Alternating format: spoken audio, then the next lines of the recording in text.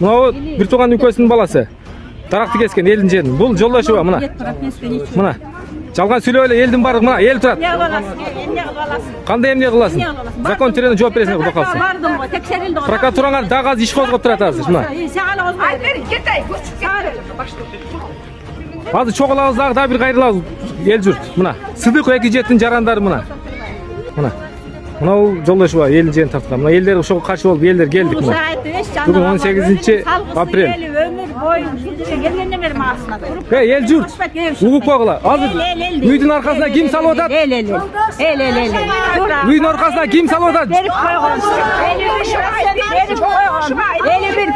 ашыгы менен берип койгон документ чыкты. Елдин жерин ким тартып атат? Шайкыла. Мына аял тартып атат. Мына Жолдашева. Мына текшерип түкөн фальшивый документтериңерди бүт барды билет. Ел жер ким тартып атат азыр? Жолдашева тартып атат. Мына. Мына ушул Жолдашева берген ушул. Мына үкөсү мына. Таракты кескен ушунсу. Мынасы полный документ жасалган ушул. Фальшивый документ менен. Мына ушунун бардыгын да каза чыгарабыз. Жерге мына.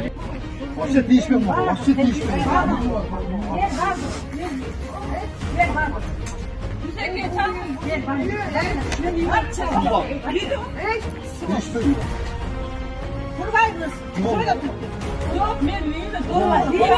Meni da üstüm Урматтуу Ленин районунун акими, качанкыга чейин ушул ушундай бир коррупционный майда чүйдө коррупционный схемалар кетип. Эми муну майда дейин десең, кантип майда дей аласың да? Эми тиги жанагы следовательиңер вообще мындай таң калыштуу нерсе. Следовательиңерге канча деген ушул экил домдун адамдары ошол экил мурдагы домкомдун үстүнөн арыз жазып берип атышат.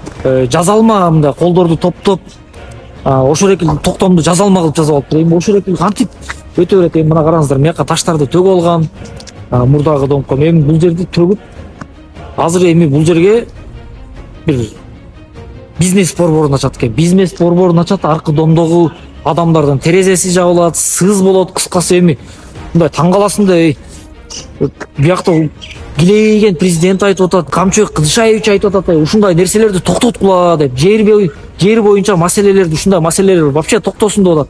Эми негизи эле мыйзамга таяна кете турган болсок, азыр эми ушул жерге курулуш иштерин жүргүзөм деп атат да.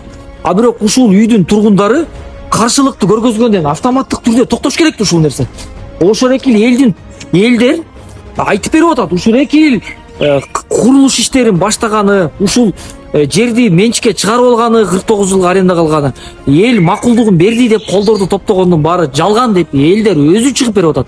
Демек элдер өзү чыгып берип атканда бул жерде кылмыш иши жатат. Бул кылмыш иши ошол экил мурдагы домкомдун үстүнөн уже козголуш керек. Анан ошол ишти козгоп баратып, жанагы Ленин районунун ошол экил следователи Данияр аттуу мырзабыз токтотуп коюп атат. Эми бул качанкыга чейин кете берет ушундай?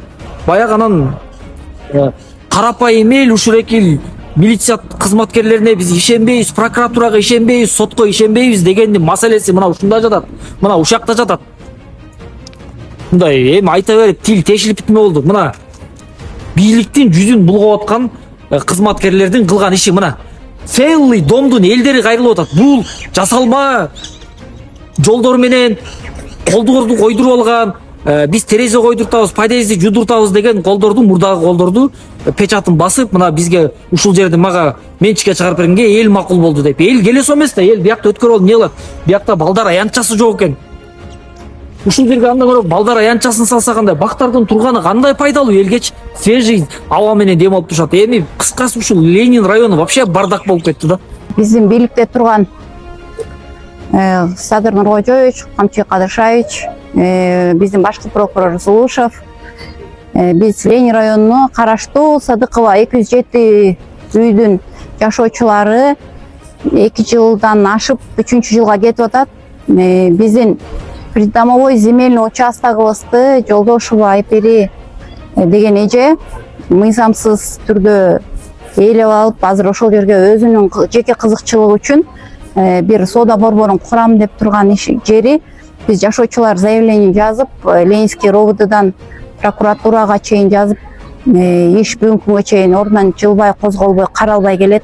Биз жасалма протоколдун негизинде жашоочулар уруксатыбызды берген эмишпиз. Бирок биз андай протоколго собранияда катышкан эмеспиз, макулдугубузду берген эмеспиз. Биз ошол жерге балдарыбызга аянча жаза берелик деген ниетибиз бар, бак отургузалык деген жанагы поделка аркылуу чыгарып алган решение жокко чыгарылсын деп биз суранат элек. Эч бир госоргандар карабай атат, биздин жумушубуз алдыга жүрүшпөй атат. Бишкек шаары, Ленин району Сыздык 207 домдун жарандарыбыз биз бардыгыбыз. Биздин кайрылуубуз Садыр Нуркожоевичке президентибиз жана Камчы Кыдышаевичке. Чу элдин жерин берге кайтарып берсеңиздер. Себеби дегенде Жолдошов айпары 2013-жылдары эле поделка подпистер менен элден сурабай эле өзүнө туруп алган экен. Аны биз 2022-жылы билдик. Что дарактар кесилгенде билдик да. Көрсө алар 13-жылдары эле биринчи жашыл китеп чыгарып алган экен. Андан кийинкисин уже акыркы жолу дагы 2022-жылы себеби мен домком элем ал убакта 2022. Собрание болду деп 15-чи протокол жасап, элдердин атынан колдорду коюп, ичинде подпистердин арасында задний числодо подпистер жүрөт 2021. Аларды карабай эле жанагы подпистерди тиркеп, элдин жерин бир тууган сиңдисине Жолдошова Гүлжамал Асанбаева дегенге өткөрүп берип отурат. Ал жерге размери канча дагы 10 43 деген размер экен, 10 43. Ошондо дом түгүнө чейин келет, 3 метр аралык калат домгочу. Ал жакты как раз элдердин айнектери тезе турат. Ошондо эки этаж салганда 3 этажга чейин ал залыкка тиет да. Ал жака жар кирбей калат. Закон ченеминде ал жерде жок дегенде 20 метр аралык болуш керек. Терезе тарабындачы, андай нерсе жок. 3 метрге чейин аралык калтырат экен, калганы булар 2 этаж магазин курат экен. Размери 10-43. Элдин бардыгы 22-жылы билип алып шокпуз. Дарактар кескенде билдик аны. Поделка документтери, подпистери 13-жылдан бери элдердин атынан коюп келет. Эч кандай эч ким макул болгон эмес, 2013-жылда макул болгон эмес, 2022-жылда. Себеби элдер эч кандай собрание көргөн эмес, колдорду койгон да эмес. Элдер задний числону коюшат булар. Койгондо кандай коет? Элдин атынан эшик бишпурутам же терезени оңдоптам, эшик коюп атам деп элдерди коет. Шапкасы жок эле жазат дагы. Ошол колдорду кийин ушундай иштерге тиркеп, элдин атынан элдин жерин тартып алган учуру. Биз элдер Сыздык 207 жараны, баардык жарандары баардыгыбыз каршыбыз. Себеби дегенде ал жерде, ушул жерде 120 квартира бар. 120 квартирада мындай айтканда Кыргызстаныбыз 500 жараны бар.